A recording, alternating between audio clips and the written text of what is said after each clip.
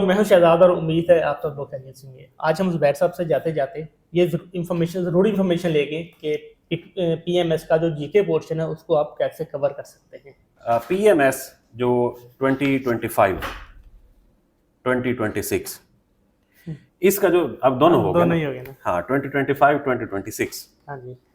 तो अब इसका जो जनरल नॉलेज का पेपर है जिसे हम स्क्रीनिंग टेस्ट कहते हैं उसकी कैसे तैयारी की जा सकती है और ये आम वन पेपर से कितना मुख्तलिफ होता है और स्क्रीनिंग टेस्ट में आप मैक्सिमम कितने नंबर ले सकते हैं और तैयारी के लिए मोस्ट और मुझे आप ये भी बताएंगे कि ये कब तक एक्सपेक्टेड है। चलें, अच्छा ये सवाल भी ऐड हो गया जी कि ये कब तक एक्सपेक्टेड है। तो सर बहुत शुक्रिया। सर शुक्रिया आपका। चलें जी। अच्छा जी एक तो सर, ये है कि हाँ अब जी। हमारी वीडियो सोमवार को लगेगी ऐसी है। इसके बाद, क्योंकि मैंने आज चले जाना है बखर। तो आज आप अबाई वतन जा रहे आज मैं हाँ अबाई ठीक है। तो आज मैं जा रहा हूँ अबाई घर। तो फिर मुमकिन नहीं है, वहाँ पर इस किस्म की एक्टिविटी नहीं होती। देखा घर जाके नहीं होता था। आप मुझे कहते हैं कि आप जब घर जाते तो आपकी वीडियो नहीं आती। नहीं, मैं वहाँ मेरा इंटरनेट का इशू होता है, चलिए नहीं तो मैं ठीक कर भी लूँ। हो सकता है मैं इस दफ़ा कुछ छोटे छोटे से वैसे एक रैंडमली जो विलेज जैसे मैं लाइफ करता हूँ। जो विलेज लाइफ होती है ना हमारी, नहीं वो इस ये अब इस कंटेंट पे बात नहीं करूँगा मैं, ये सोमवार को ही करूँगा। ओके। तो वैसे ओवरऑल मेरी कोशिश होगी चलो छोटे छोटे से क्लिप्स जो कि हम बचपन में किस तरह से रहते रहे हैं, जबरदस्त। तो उसको मेरी कोशिश होगी कि मैं थोड़ा सा पिक्चराइज करूँ, थोड़ा सा हट के। चलें जबरदस्त। बाकी अदरवाइज इस ये एक्टिविटी आज और फिर हम इंशाल्लाह सोमवार को ओके इसको शुरू सर, अब आते हैं मुद्दा पे। जी सर। अब सर मुझे सबसे पहले तो आप ये बताएं कि जनरल नॉलेज में कौन कौन से हिस्से शामिल होते हैं पब्लिक सर्विस कमीशन के पीएमएस के मिनिस्ट्रियल अपना पीएमएस के स्क्रीनिंग टेस्ट में। सर ये एक डॉक्यूमेंट मिला है जी उसमें जो जनरल नॉलेज ऑब्जेक्टिव वाला जो पोर्शंस है ना जी वो दिए हुए हैं। मैं डिस्कस करूंगा जो मेन, आप मुझे main सिर्फ उनकी content हेडिंग्स है। बता दें फिर आगे मैं एक्सप्लेन करता हूँ। पहला है करंट अफेयर। ठीक है, इसमें आगे को 12 पॉइंट्स सब पॉइंट्स समझ आ गई। करंट अफेयर इसमें हम ये बताएंगे कि करंट अफेयर्स कौन से तैयार करने और कितने अरसे के करने हाँ ठीक और है। कहाँ से करने हैं। दूसरा है फिजिकल साइंस जी और इसमें फिर आगे कुछ 6 पॉइंट दिए हुए हैं। ठीक है।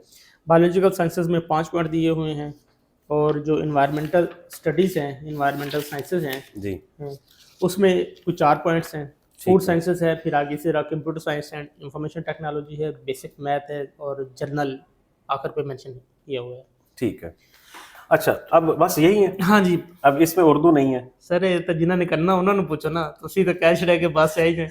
नहीं मैं एक्चुअली आपसे ये पूछ रहा था कि बस यही हिस्से हैं। हाँ जी यही। अच्छा अब इसमें उर्दू नहीं है, उर्दू नहीं है, इस्लामियत नहीं है, इस्लामियात नहीं है और इसके अंदर पाकिस्तान स्टडीज इंग्लिश भी नहीं है और इंग्लिश एमसीक्यूज भी नहीं हाँ है। जी, क्योंकि इंग्लिश का तो सेपरेट पेपर। अब आ जाते हैं ये जो वन पेपर से ये निकाल दिए गए हैं मेन स्क्रीनिंग टेस्ट में। जी बिल्कुल। एक तो ये है कि स्क्रीनिंग टेस्ट जो होगा उसके नंबर 100 नंबर होते हैं, 100 के 100 ऐड होते हैं।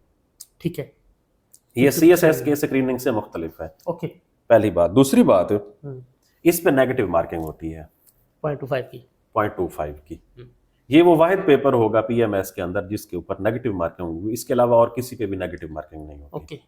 ठीक हो जो गया। इंग्लिश वाला पैसिव सॉरी वो दूसरा ऑब्जेक्टिव टाइप होता है उसमें भी उस पे होती भी है? नहीं होती जी। ओके। नेगेटिव मार्किंग सिर्फ और सिर्फ इसी पर ये होती आपने है। अच्छा किया, मुझे भी क्लियर नहीं था जी। अच्छा अब हम आ जाते हैं जी कि ये जो वन पेपर है जिसे हम स्क्रीनिंग टेस्ट कहते हैं, इसकी तैयारी में जो जो हिस्से दिए गए हैं एज पर प्रीवियस प्रैक्टिस में बताऊं ना, जैसे इसमें करंट अफेयर्स दिया गया है। हाँ जी। सबसे पहला हिस्सा, ये मोस्ट इंपॉर्टेंट हिस्सा है करंट अफेयर।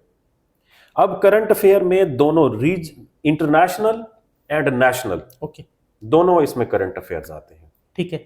अब नेशनल इंटरनेशनल करंट अफेयर्स में कम से कम पिछले एक साल के 2025 पूरा 1 जनवरी 2025 से 31 दिसंबर तक एटलीस्ट मीन जब पेपर होना होता है, पेपर से आप 2 हफ्ते पहले तक कर सकते हैं। तो इसे हम कहें कि क्लोजिंग डेट तक तो जरूर करना चाहिए ना, 5 जनवरी तक। ठीक है। ये एक साल के करंट अफेयर्स हैं। नेशनल लेवल पर जो इंपॉर्टेंट इवेंट्स हुए हैं और इंटरनेशनल लेवल पर जो इंपॉर्टेंट इवेंट्स हुए हैं वो सारे आएंगे। लाइक कल की बात है, पीआईए की जो शेयर्स जो हैं वो उसकी बिड हुई है। अब आप ये देखेंगे कि इसके बारे में मालूमात आएंगी, पूछा जाएगा पीआईए कब बनी थी, पाकिस्तान की पहली एयरलाइन कौन सी थी, ठीक है, मतलब इस तरह की जो इंफॉर्मेशन है वो इसके हवाले से इनलाइन करके पूछी जा सकती है। ठीक है। अच्छा, फिर दूसरा, पाकिस्तान अगर किसी भी इंटरनेशनल ऑर्गेनाइजेशन या रीजनल ऑर्गेनाइजेशन मीन लाइक जैसे सार्क है, ओआईसी है, या शंघाई कोऑपरेशन ऑर्गेनाइजेशन है, ये रीजनल ऑर्गेनाइजेशंस हैं। इंटरनेशनल ऑर्गेनाइजेशन में लाइक यूएन है, ठीक है, उसके अलावा वर्ल्ड हेल्थ ऑर्गेनाइजेशन या बाकी जितनी भी हैं ऑर्गेनाइजेशन जो यूएन के साथ अलाइन है, उनमें अगर पाकिस्तान ने किसी इवेंट में शरीक हुए हैं पाकिस्तान, या कोई ट्रीटी साइन हुआ है इंटरनेशनल लेवल पर, पाकिस्तान उसका हिस्सा था, ये वो वाली सारी चीजें जो हैं इसके अंदर आती हैं। पहली बात। अगली बात सोर्स, हाँ जी, अगली बात, ज्यादातर इंफॉर्मेशन आती है जो इंटरनेशनल समिट्स हो रहे होते हैं, ठीक है, इंटरनेशनल ऑर्गेनाइजेशंस की कोई रिपोर्ट आ रही होती है, इंटर रीजनल ऑर्गेनाइजेशंस की कहीं पर कोई मीटिंग हुई है, कल लाइक कोई बाकू में हुई है, फर्ज करो कोई शंघाई कोऑपरेशन ऑर्गेनाइजेशन की हुई है, ठीक है, कोप की हुई है, या इसके अलावा ओआईसी, या इसके अलावा अगर आप देखें तो जैसे यूएनओ है, यूएनओ का हर साल सितंबर में एनुअल इजलास होता है। उस एनुअल इजलास के बारे में सवालात आते हैं कि एक साल के लिए उनका प्रेसिडेंट बनता है, तो वो किसने प्रिजाइड किया है, वो कौन से मुल्क से था, मतलब इस तरह के, और कौन से नंबर का ये उसका सेशन, मतलब इस तरह के कुछ सवाल। अच्छा, ओवरऑल जैसे अब पाकिस्तान राइट नाउ मुझे लगता है कि शायद जो यूएन के सिक्योरिटी काउंसिल के जो नॉन परमानेंट मेंबर्स हैं उनका पाकिस्तान हिस्सा है, तो अब ये भी पूछा जा सकता है, मतलब इस तरह के लाइन सवाल, ये पूछा जाता है कितनी दफा बना है, कितनी दफा, पहली दफा कब बना था, मतलब इस तरह के सवाल आते हैं। ठीक है जी। अब है कि इसको तैयार कहां से किया जा सकता है। अब ये 1 जनवरी 2025 से अब तक इसको तैयार करना दो तरीके हैं, या तो कोई हार्ड वर्क करे और इंपॉर्टेंट इवेंट्स की डेट लिस्ट निकाल ले, इंटरनेट पे मौजूद होती है। दूसरा इसका और रेडीमेड सोर्स है, वो है वर्ल्ड टाइम्स मैगजीन। ओके, ठीक है, ये मंथली होता है, ये मंथली होता है। और अब राइट 9 दिसंबर के अंदर उनके 12 के 12 कंपाइल होकर मार्केट के अंदर आ गए हैं, एनुअल आ गए हैं। ठीक है, तो उसमें सिर्फ पढ़ने वाले वही 4 पेजेस हैं जो एमसीक्यूज हैं, इंटरनेशनल और नेशनल, वो दोनों हैं। इजी सोर्स है ना ये वाला, ये सबसे इजी सोर्स है। अच्छा, अब ये भी है। अब ये भी बता दूं कि ये ऑनलाइन कहां से मिल सकता है फ्री में। अच्छा जी, आगाज तालीम एक वेबसाइट है, वो बहुत ज्यादा रिनाउंड वेबसाइट नहीं है, लेकिन आज जिस पे हम बात कर रहे हैं तो वो खुद ब खुद उसकी जो एसईओ है वो बहुत इंप्रूव हो जाएगी। ठीक है, तो आगाज तालीम पर अगर ये जाएंगे वेबसाइट पर, तो वहां पर हर महीने की 15 तारीख को world time magazine soft copy में, स्कैन कॉपी में मौजूद होता है। ओके, जबरदस्त, ये फ्री में सोर्स, जबरदस्त। अब हम सर आगे चलते हैं। दूसरा फिजिकल साइंसेज में ज्यादातर सोलर सिस्टम्स के हवाले से सवाल आते हैं। अच्छा सॉरी, मैं एक दफा आपकी बात, आप कह रहे हैं कि करंट अफेयर में पिछले 1 साल के करें, क्या अगले 1 साल के भी करने की जरूरत है? कोई इंटरनेशनल बहुत बड़ा इवेंट होने जा रहा है, कोई हाँ, लाइक जैसे अब देखें 2026 में फीफा वर्ल्ड कप होना है। हाँ, अब वो फीफा वर्ल्ड कप कनाडा में, यूएस में, मैक्सिको में, 3 जगहों पर हो रहा है। ठीक है, अब ये ऐसा इवेंट है जो हो भी 2026 में रहा है और है भी बहुत बड़ा इवेंट।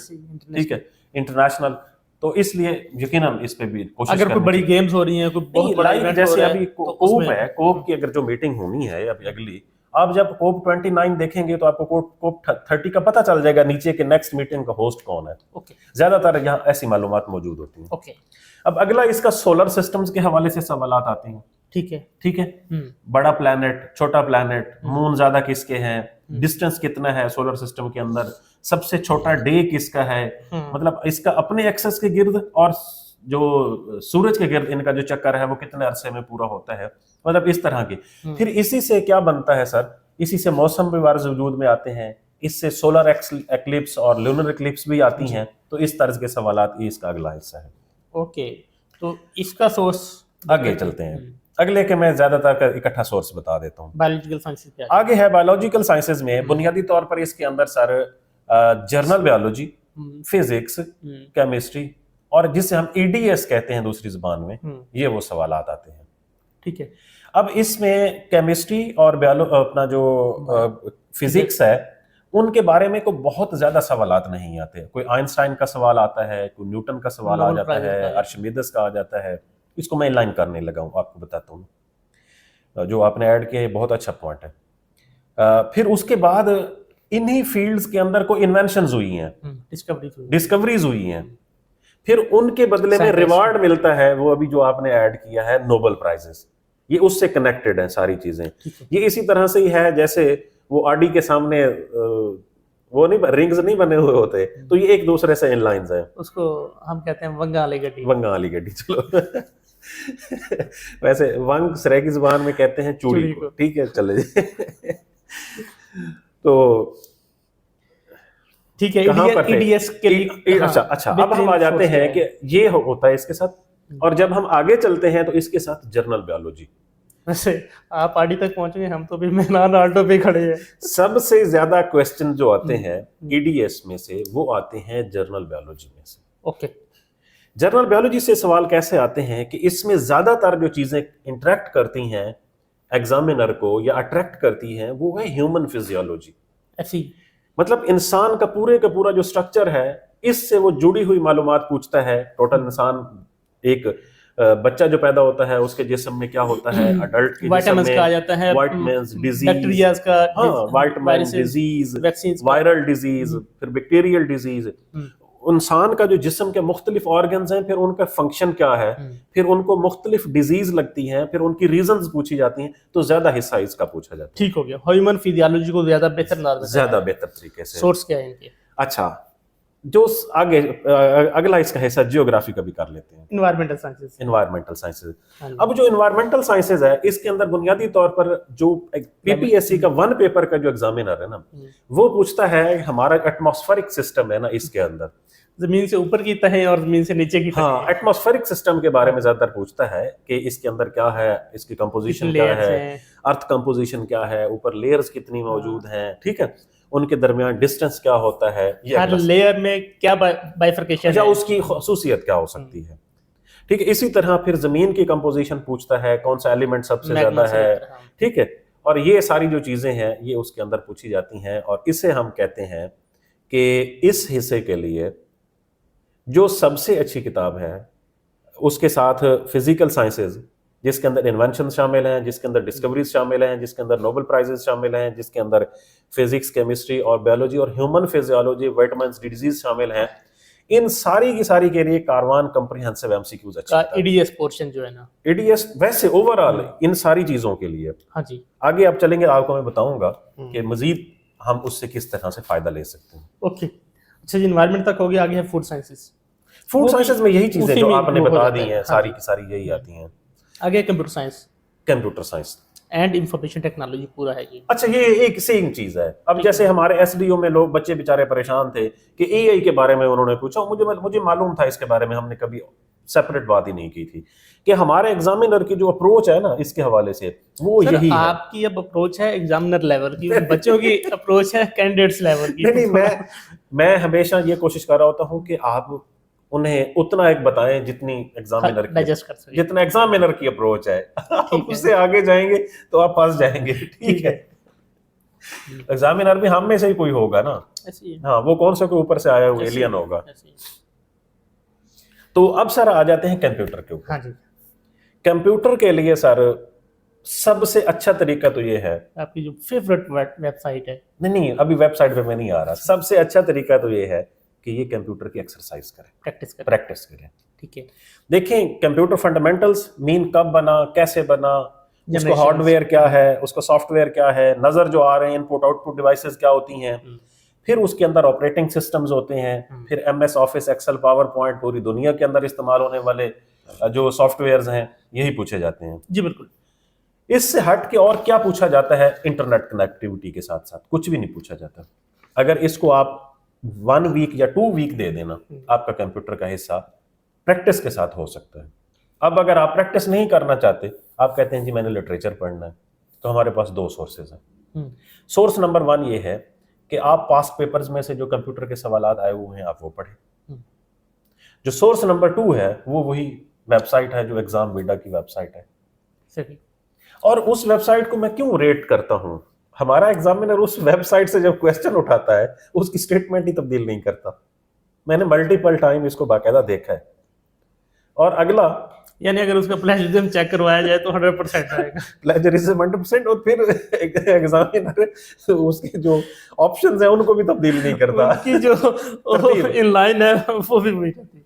मतलब यहाँ तक इसकी सूरत हाल है। तो ये एक अच्छी वेबसाइट तो है। इसके हमारे पास वो कोई 80+ पेजेस का एक डॉक्यूमेंट भी बना हुआ है एग्जाम से, जो कंप्यूटर और इंफॉर्मेशन टेक्नोलॉजी, अगर किसी को चाहिए हो तो आप मैसेज करके व्हाट्सएप पे वो भी ले सकते हैं। अच्छा, उसका ऐसा होता है कि हम अपनी वीडियो के नीचे अगर हमारे पास कोई डॉक्यूमेंट, लाइक मेरे पास फर्ज करो ट्रैक टू पाकिस्तान किताब मौजूद है, और अगर मैं उसकी जो पीडीएफ है उसका लिंक दे सकता हूँ नीचे? कोई ऐसा सर option जो होता है? आपके पास लैपटॉप में सेव है उसका तो लिंक आप नहीं देंगे, हाँ, ठीक है, जो ऑनलाइन अवेलेबल है उसका लिंक आप दे सकते हैं। अच्छा, अपने पास जो मौजूद है, हम कोई ड्राइव श्राइव अगर आप में से कोई जानता है इस तरह की चीज़ ना, तो आपने प्लीज़ हमें एक्सप्लेन कर देना है। बाज़ ऐसे को जैसे किताब होती है, करीमदाद चौथाई की किताब है, या ट्रैक टू पाकिस्तान होगी, या कोई और अच्छी किताब है जो हमारे पास मौजूद है और हम उसको सर नीचे उसका ये लिंक कोई मुश्किल नहीं है, वीडियो के बाद मैं आपको बता दूंगा। अच्छा, चलें, ठीक हो चलिए गया। आगे अच्छा, चलते हैं। बेसिक मैथ है सर। चलें जी, बेसिक मैथ का मतलब बेसिक मैथ है। हाँ, बेसिक मैथ में वही, मैं पहले भी कहता हूँ कंप्यूटर मैथ शादी ये चीजें हैं, ये पढ़ने की नहीं है, ये करने की है। हाँ जी, इस दफ़ा वैसे थोड़ा सा मुश्किल हुआ है। इस दफ़ा मैथ जो एसडीओ के पेपर में आई है वो थोड़ी सी मुश्किल है। बाकी मुश्किल थी।